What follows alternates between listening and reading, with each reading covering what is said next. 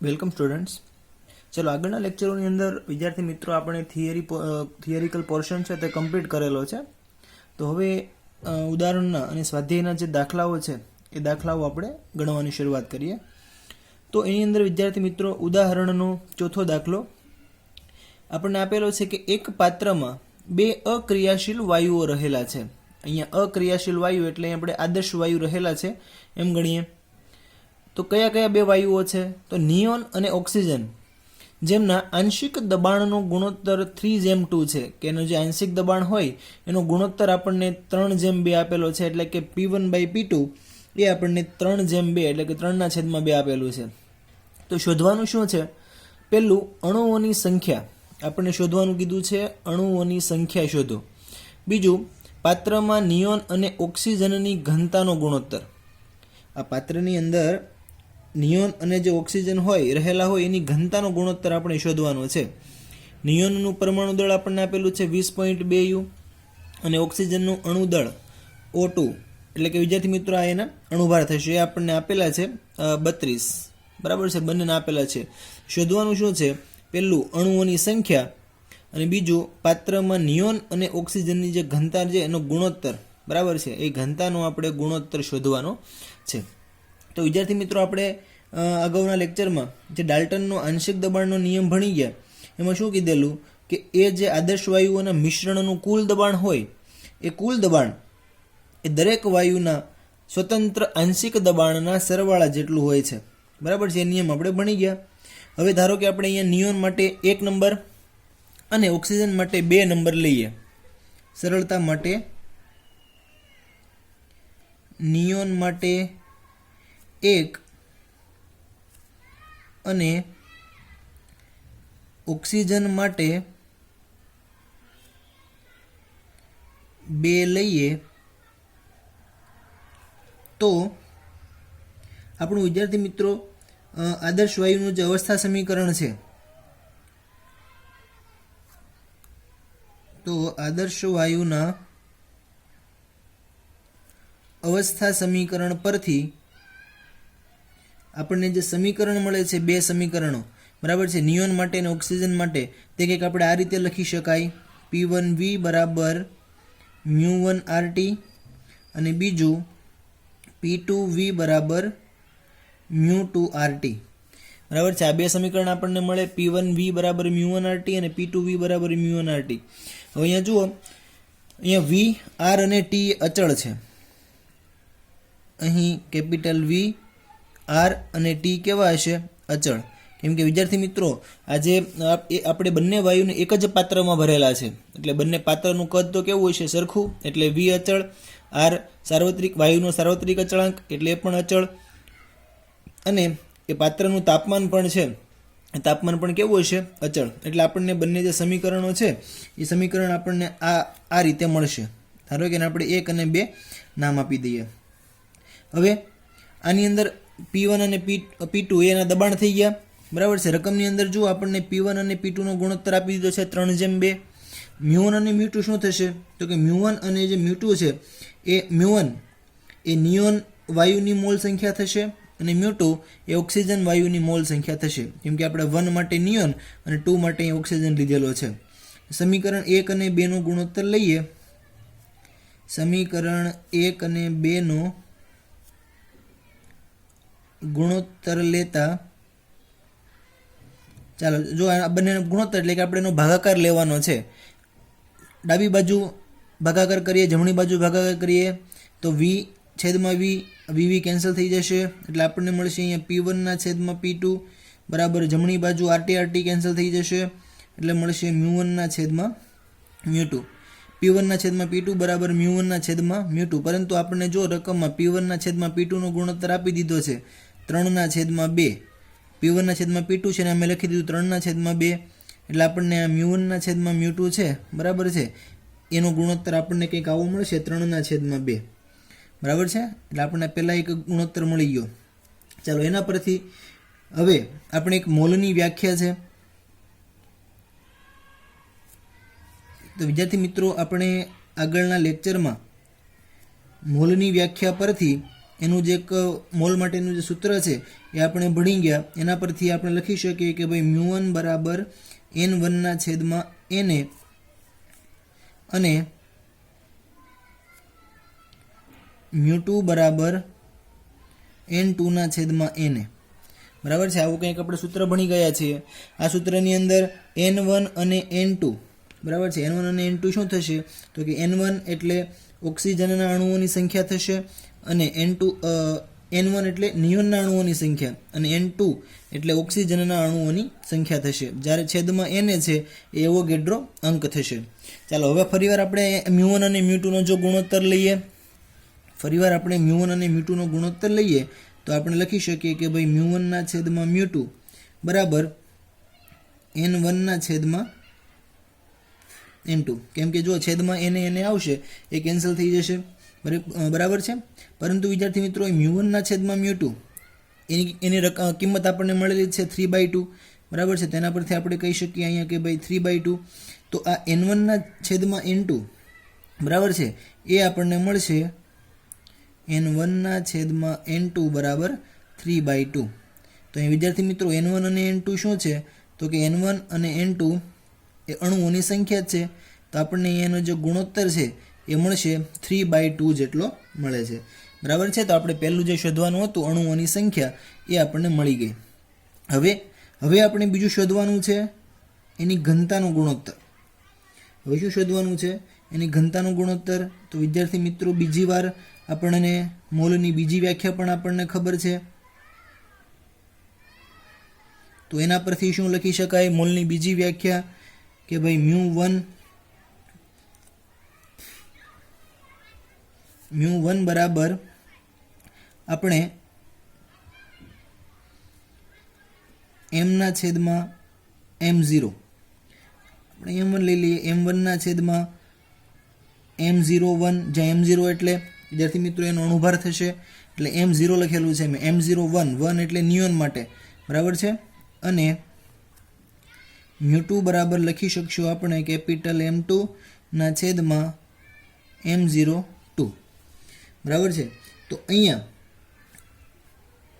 m01 અને m02 શું થશે આની અંદર તો કે અનુક્રમે નિયોન અને ઓક્સિજનનો અણુભાર થશે. આ નિયોનનો અણુભાર છે, ઓક્સિજનનો અણુભાર છે.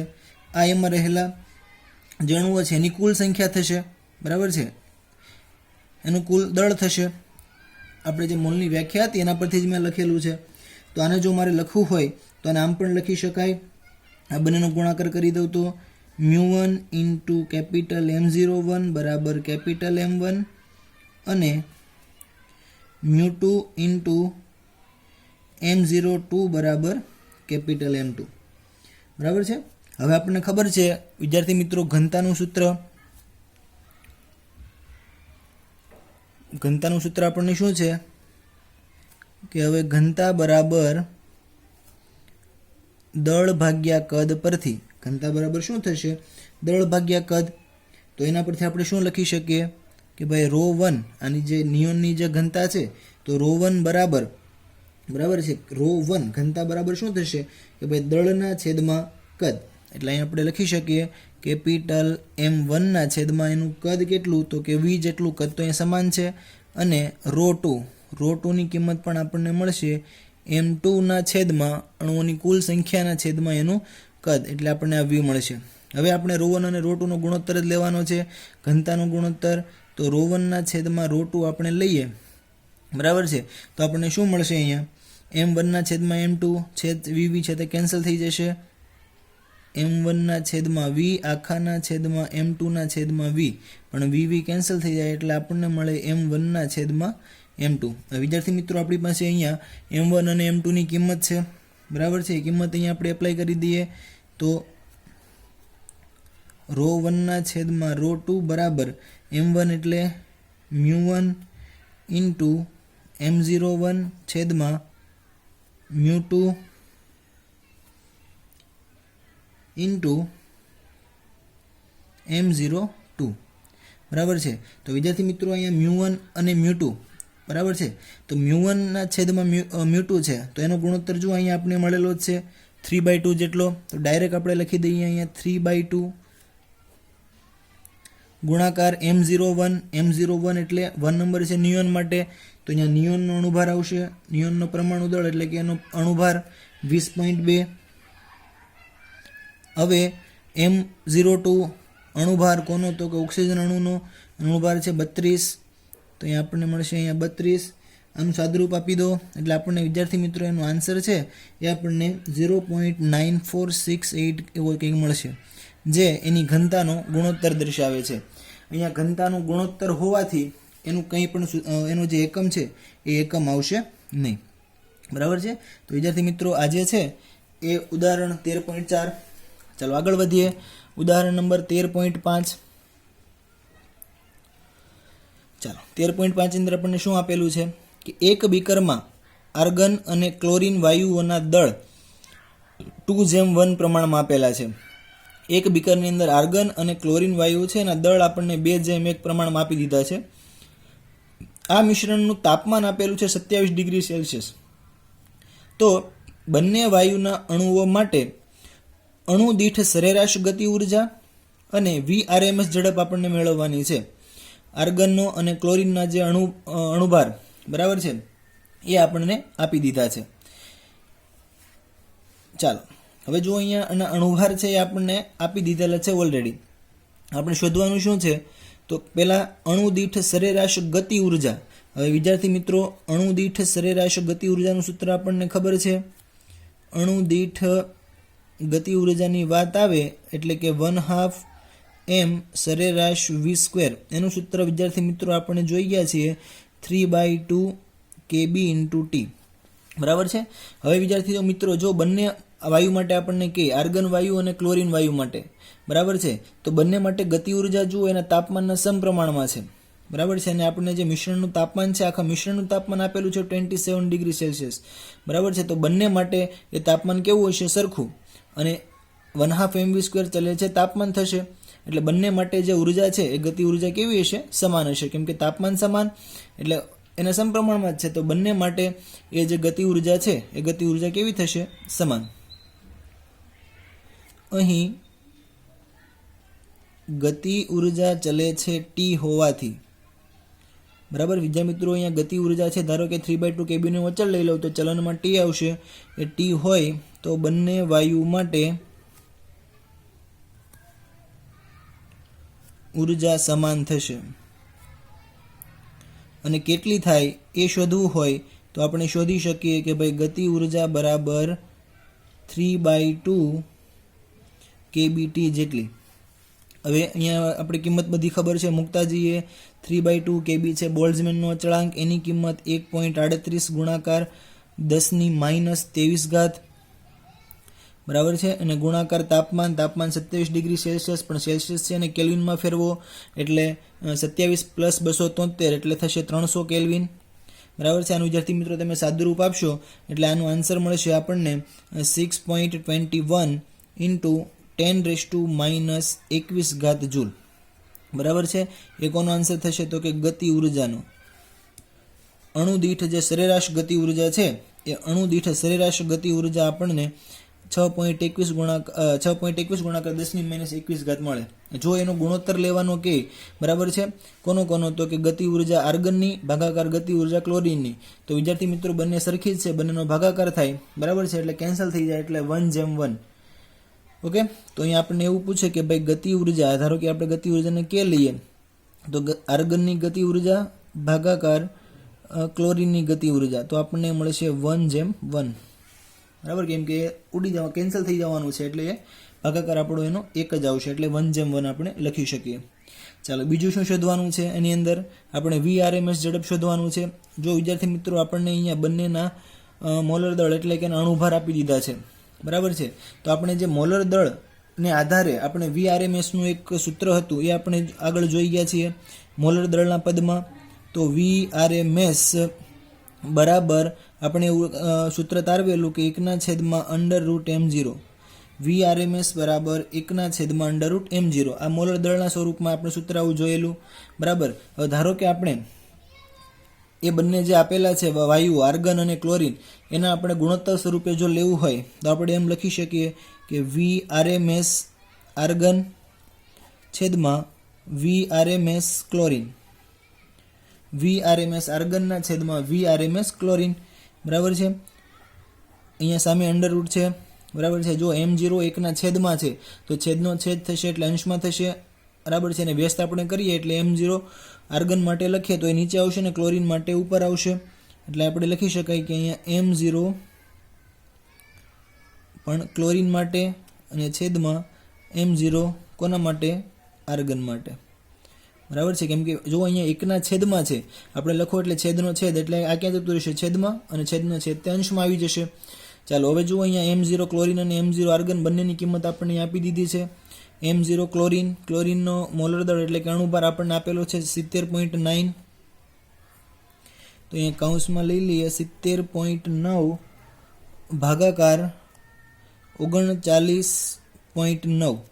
હવે આનું તમે સાદુરૂપ આપશો એટલે આનો આન્સર છે આપણને મળશે અહીંયા કંઈક 1.33 જેટલો, બરાબર છે. આજે 1.33 જે આપણને આન્સર મળે છે એ શું થશે? આ VRMS ઝડપ છે એનો આપણને ગુણોત્તર મળશે, બરાબર છે. ચાલો નેક્સ્ટ. ચાલો વિદ્યાર્થી મિત્રો, હવે આપણે ઉદાહરણ 13.8 જોઈએ. શું આપેલું છે એમાં? કે ચોક્કસ કદનું એક નળાકાર એ પ્રમાણભૂત તાપમાન અને દબાણ એટલે કે STPએ 44.8 લિટર હિલિયમ વાયુ ધરાવે છે. નળાકારમાં રહેલા વાયુનું તાપમાન 15 ડિગ્રી સેલ્સિયસ જો વધારવું હોય તો આપણે કેટલી ઉષ્મા જરૂર પડશે એ આપણે શોધવાનું છે. અને આરની કિંમત આપણને આપી છે 8.31, જે આપણે જાણીએ છીએ. હવે વિદ્યાર્થી મિત્રો, નિરપેક્ષ તાપમાને અને દબાણે એટલે કે STPએ 1 મોલ આદર્શ વાયુ, આપણે ભણી ગયા છીએ કે ભાઈ STPએ 1 મોલ આદર્શ વાયુ કેટલું કદ રોકશે? તો આપણને ખ્યાલ છે 22.4 લિટર જગ્યા રોકે, કે કદ રોકે છે. જગ્યાને આપણે અહીંયા કદ કહીશું કે કદ રોકે છે. STP એટલે કે સ્ટાન્ડર્ડ પ્રેશર એન્ડ ટેમ્પરેચર, પ્રમાણભૂત તાપમાન અને દબાણે 1 મોલ આદર્શ વાયુ 22.4 લિટર જેટલું જગ્યા રોકશે, બરાબર છે. તો અહીંયા હિલિયમ વાયુ કેટલો ભરેલો છે? તો વિદ્યાર્થી મિત્રો, હિલિયમ વાયુ 44.8 લિટર ભરેલો છે. તો જો આપણે એના મોલ શોધવા હોય માટે હિલિયમ વાયુમાં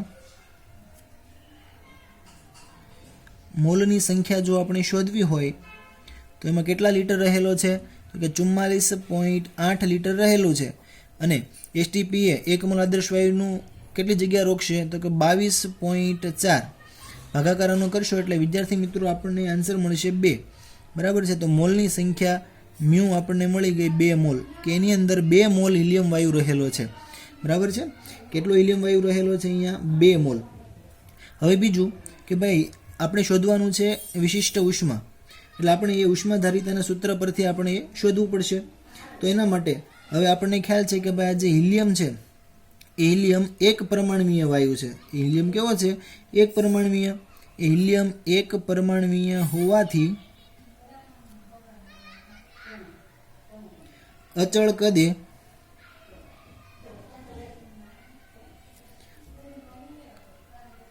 તેની મોલર વિશિષ્ટ ઉષ્મા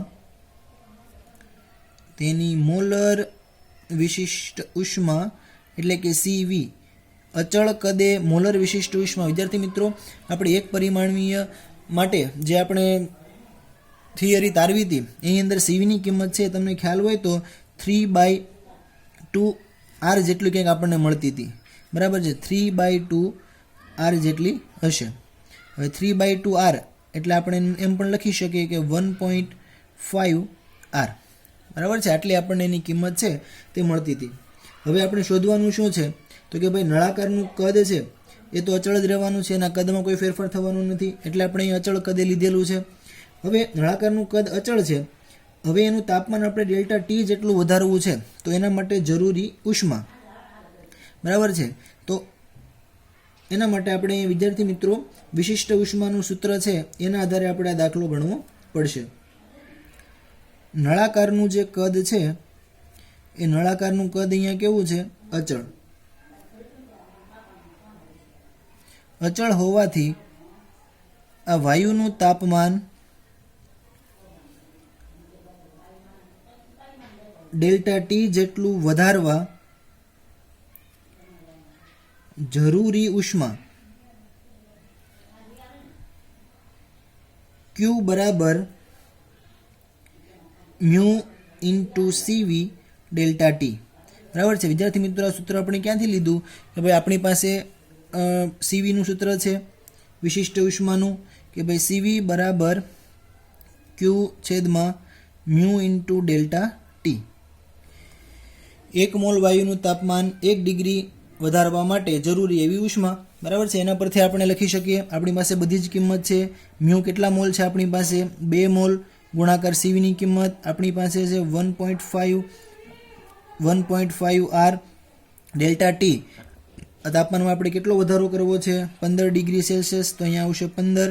તો આપણે લખી શકીએ 2 ગુણાકાર 1.5 ગુણાકાર આરની કિંમત આપણને આપેલી છે 8.31. બરાબર છે, ગુણાકાર 15. આ બધાનો ગુણાકાર કરશો એટલે આપણને કંઈક આન્સર મળશે 373.95 જૂલ. તો આટલી ઉષ્મા છે એની જરૂર આપણને પડશે. ક્યારે? તો કે આપણે જેનું તાપમાન છે એ 15 ડિગ્રી સેલ્સિયસ જો વધારવું હોય તો આપણે 373.95 જૂલ એટલે કે 374 જૂલ આપણે લખી શકીએ 374 જૂલ ઉષ્માની જરૂર પડશે. બરાબર છે, ચાલો આગળ વધીએ. સ્વાધ્યાયનો પહેલો દાખલો. એસટીપીએ ઓક્સિજન વાયુ દ્વારા મોલર કદ અને ઘેરાયેલા વાસ્તવિક કદનો ગુણોત્તર શોધો. ઓક્સિજનનો અણુ છે એનો વ્યાસ આપણને આપેલો છે. વ્યાસ કેટલો આપેલો આપણને આપેલો છે 3 એંગસ્ટ્રોમ. અહીંયા વિદ્યાર્થી મિત્રો એનો વ્યાસ આપણને આપેલો છે એંગસ્ટ્રોમમાં આપેલો છે. હવે આપણે આગળ જોઈ ગયા છીએ કે એંગસ્ટ્રોમ છે એને જ્યારે આપણે ફેરવવાનો હોય મીટરની અંદર ત્યારે મેં તમને કીધું હતું કે 1 એંગસ્ટ્રોમ બરાબર 1 ગુણાકાર 10 - 10 ઘાત થશે. 1 એંગસ્ટ્રોમ એટલે 10 - 10 ઘાત થાય. ચાલો અહીંયા ઓક્સિજનનો વ્યાસ કેટલો આપેલો પહેલાં લખી દઈએ. ઓક્સિજનનો વ્યાસ આપણને આપેલો છે. ઓક્સિજનનો વ્યાસ ડી લઈ લઈએ અને ડી આપેલો છે 3 એંગસ્ટ્રોમ. બરાબર છે, તો એનું સાદુરૂપ આપી દઈએ કે ભાઈ આપણે મીટરમાં ફેરવવો છે તો 3 ગુણાકાર 10 - 10 ઘાત મીટર થશે. બરાબર છે, આ શું થઈ ગયું એનો વ્યાસ ડી. પણ જો એના પરથી આપણે ત્રિજ્યા શોધવી હોય તો ભાગાકાર 2 કરવા પડશે એટલે આપણને 3 ભાગાકાર 2 એટલે કે 1.5 ગુણાકાર 10 - 10 ઘાત મીટર મળશે. ચાલો આ વ્યાસ થઈ ગયો, આ ત્રિજ્યા થઈ ગઈ. એ આપણને જરૂર પડશે એટલા માટે આપણે એને અહીંયા ત્રિજ્યામાં ફેરવી દીધી છે. હવે એસટીપીએ ઓક્સિજન વાયુ દ્વારા મોલર કદ અને એનું ઘેરાયેલું વાસ્તવિક કદ. વિદ્યાર્થી મિત્રો આપણને ખબર છે કે એસટીપીએ એટલે કે સ્ટાન્ડર્ડ પ્રેશર અને ટેમ્પરેચરે બરાબર છે જે વાયુ છે એનું વાસ્તવિક કદ કેટલું હશે? તો એનું વાસ્તવિક કદ થશે આપણને ખ્યાલ છે એ પ્રમાણે 22.4 લીટર. એ કેટલું થશે 22.4 લીટર. લીટર છે એને આપણે મીટર ક્યુબમાં ફેરવવું હોય તો આપણે કહી શકીએ 22.4 ગુણાકાર 10 - 3 ઘાત મીટર ક્યુબ. બરાબર છે, સમીકરણ નંબર 1. તો આ છે ને વિદ્યાર્થી મિત્રો આપણને એનું જે વાસ્તવિક કદ છે બરાબર છે એ વાસ્તવિક કદ આપણને મળી ગયું. હવે વિદ્યાર્થી મિત્રો આપણે મોલર કદ શોધવું છે. તો આ દાખલાની અંદર ખાસ આ સ્ટેપ જ અગત્યનું છે કે ભાઈ મોલર કદ એટલે શું. હવે જો વિદ્યાર્થી મિત્રો આપણે એનું મોલર કદ શોધવું હોય બરાબર છે તો એક અણુનું કદ આપણી પાસે એક અણુનું કદ હોય એ એક અણુના કદનો ગુણાકાર આપણે એમાં રહેલા અણુઓની સંખ્યા, તો 1 મોલમાં રહેલા અણુઓની સંખ્યા કેટલી છે તો કે એવોગેડ્રો અંક જેટલી. બરાબર, એની સાથે આપણે ગુણાકાર કરી દઈએ તો આપણને મળી જશે. હવે એવોગેડ્રો અંક આપણની કિંમત ખબર છે, પણ એક અણુનું જો કદ શોધવું હોય, હવે આપણે અણુઓની જે કલ્પના કરેલી તેમાં કીધું હતું કે અણુને આપણે એક ગોળા સ્વરૂપે લઈએ છીએ તો એક ગોળાનું કદ જેટલું હોય એનું સૂત્ર આપણે અહીંયા મૂકી શકીએ. બરાબર છે, તો ગોળાના કદનું સૂત્ર વિદ્યાર્થી મિત્રો આપણને મળે કે 4/3 પાઈ આર ક્યુબ. 4/3 પાઈ આર ક્યુબ ગુણાકાર એને એટલે એવોગેડ્રો અંક થશે.